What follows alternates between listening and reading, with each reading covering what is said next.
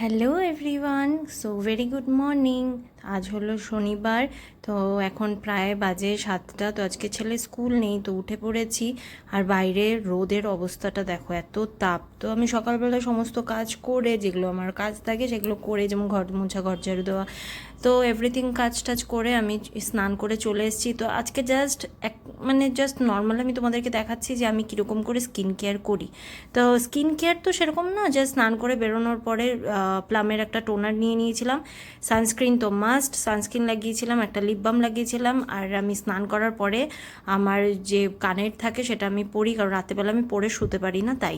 তো এখানে সকালবেলায় আমি পুজো টুজো দিয়ে এসে কিন্তু এখানে ওয়ালনাট খেয়ে নিয়েছিলাম, আর কয়েকটা আলমন্ড যেটা আমি রাত্রিবেলা ভিজিয়ে রাখি, তো ওটা কয়েকটা খেয়ে। আর এত পরিমাণ গরম যে রান্নাঘরে ঢোকাই যাচ্ছে না, তো সারাদিন ধরে বোতলে জল ভরছি আর খাচ্ছি। তো দেখো আজকে সিম্পল রান্না, সমস্ত কিছু সিম্পল, আলু পেঁপে সেদ্ধ ছিল, ফিশ ফ্রাই আর ডাল আর ভাত, আর কিছু ছিল না। তো পুজো দেওয়ার পরে যে প্রসাদটা ছিল সেই প্রসাদটা আমি খেয়ে নিয়েছিলাম, ছেলেকেও দিয়ে দিয়েছিলাম, ছেলেকে পড়ানো হয়ে গেছিলো।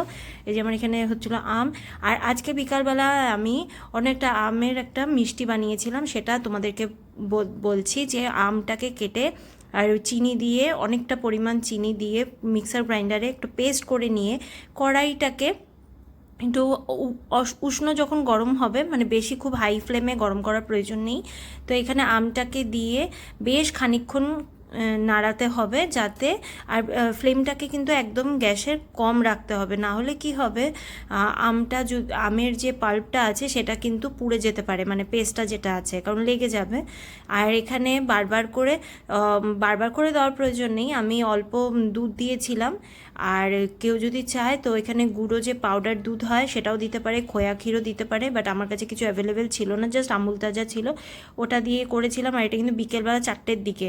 আর আমার ছেলে আমাকে হেল্প করতে চলে এসছে। আমি বলছিলাম, বাবা এখানে দাঁড়ানো যাচ্ছে না, এত গরম, তুই চলে যা। ও বলছে, না মা, আমি আজকে একটু হেল্প করব তোমাকে।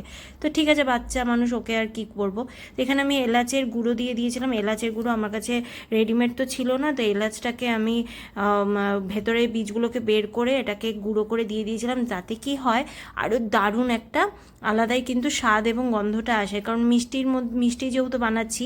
তো এখানে দিয়ে দিয়েছিলাম ওয়ালনাট আর হচ্ছে কাজু বাদামের আর আলমন্ডের কিছুটা সে কেটে কেটে ছোট ছোট করে এটার মধ্যে দিয়ে দিয়েছিলাম। যখন আমি খাবো মিষ্টিটা তখন কি হবে, মুখে পড়বে, ভালো লাগবে। আর এখানে আমি কোকোনাট পাউডার ছিল, হ্যাঁ, ওটা দিয়ে, মানে ডেসিগনেটেড যেটা কোকোনাট থাকে সেটা আমি দিয়ে দিয়েছিলাম কিছুটা, তাহলে মানে এটা টেস্টটা বেশ মানে ভালো লাগবে।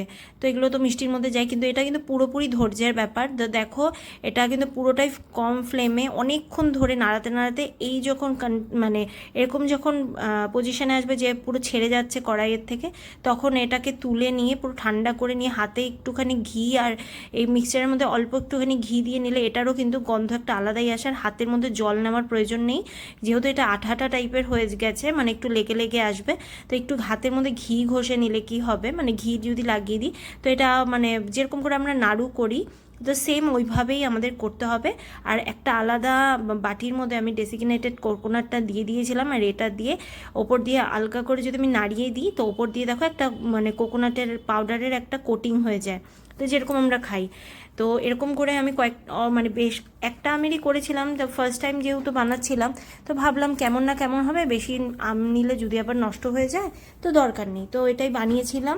তো আমার ছেলের কাছ থেকে কিন্তু রিভিউ শুনতে পারবে, দারুণ টেস্ট হয়েছিল, কেমন লাগলো তোমরা জানিও। হ্যাঁ, কেমন হয়েছে? দারুণ। কেমন আর টেস্ট? ভালো সুন্দর। লাগলে লাইক কমেন্ট শেয়ার সাবস্ক্রাইব করে দেখা হবে পরে ভিডিওতে আবার। টাটা।